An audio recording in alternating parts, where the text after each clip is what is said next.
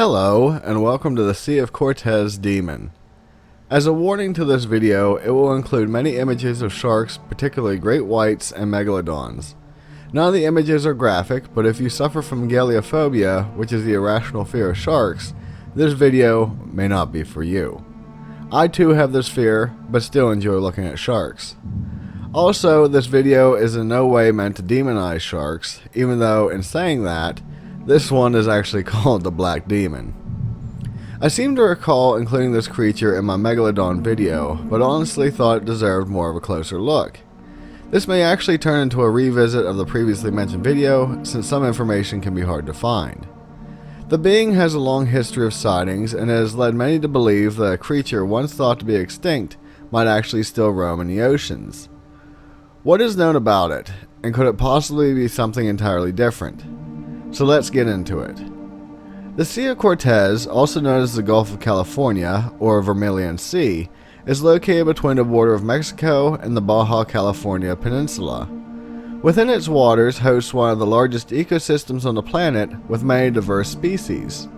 The waters are relatively warm and range from a depth that can be waded across to an impressive drop of over 9,800 feet or 3,000 meters.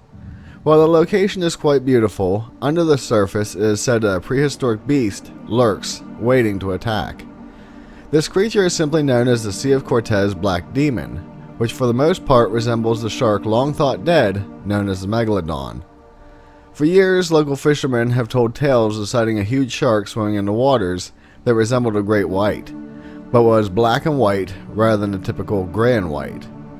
Due to this and its aggressive nature, it has gained the name Black Demon. As usual with many sightings, the size fluctuate, but for the most part, reports claim this shark can be up to 60 feet long. The weight of this behemoth is said to be a staggering 50,000 to 100,000 pounds. It is said to have huge black eyes that are capable of incapacitating its victims, piercing them with terror. The oddest characteristic is that many reports state that the shark has a massive tail that it smacks the water with before it attacks. While in today's world, most people realize that for the most part, sharks don't necessarily hunt human prey. It is said the Black Demon does. Stories are told that the demon attacks boats frequently, which most of the time results in not much being left behind. Much like a great white shark, this creature hunts seals as well, and claims state that when it reaches the water, it can engulf entire groups of them in its massive jaws.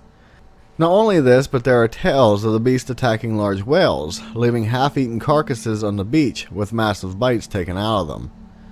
In 2008, a fisherman by the name of Eric Mack was out on his ship when he suddenly felt something ram his craft. This happened a few times before he saw the characteristic shark tail rise 5 feet out of the water before disappearing into the depths. So what exactly are people seeing swimming in the Sea of Cortez? And if in fact it is a megalodon, what evidence do we have of it not being extinct as the scientific community believes? As for what it could be, many people point a finger to the frequently found basking and whale sharks in the area. While they certainly fit within the size parameters, the aggressive nature does not. Another thought is that what people are seeing is an abnormally large great white. If it can be trusted, back in 2012, a report came out that a 20-foot long, 2,000-pound great white was killed in the Sea of Cortez by local fishermen. This does help to support the idea of the area being able to support a habitat of extremely large sharks. There are quite a few people who believe that the locals are seeing something other than a whale, but they are more apt to think it is an undiscovered shark variant rather than going all out with, it's a megalodon. Jumping to the other side of the coin, there is quite a bit of evidence that supports the idea of a megalodon still being able to exist in today's oceans. The first idea that is normally brought to the table is the fact that the once thought extinct Coelacanth was found still living, so why couldn't other such sea creatures? The second is that back in 1875, the British survey ship HMS Challenger brought up some megalodon teeth while dredging the seabed near Tahiti. When dated, the teeth came back being only 10 to 15,000 years old, which was a far cry from the idea of the fish becoming extinct during prehistoric times.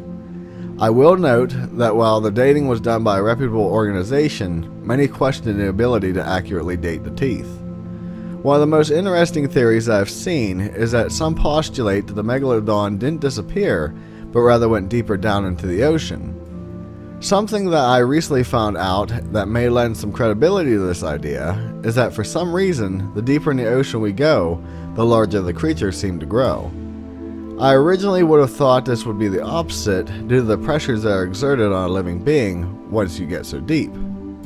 So this topic is certainly one that could go either way, in that it could be a misidentified whale or an extremely aggressive megalodon. So as usual, I turn to you. What do you think is going on in the Sea of Cortez? Is it a fanciful fish story, or is there really a massive shark causing havoc on the locals? Either way, I have no plans to step foot near the area, as I'm not sure I want to know what is lurking under the waves. I wanted to take this moment to mention that a few weeks ago I asked you which video you would like me to make, either a versus cryptid battle or taking on doubtful news. The response was impressive, but ultimately it seemed to result in a tie. So I suppose I'll be making both videos here in the near future. A big thank you goes out to all of you who expressed your opinions, and I couldn't be happier with it. As always, if you haven't yet, please consider subscribing to my channel for more content like this, and thumbs up the video if you enjoyed, as it really helps me out, especially with how YouTube's doing things now.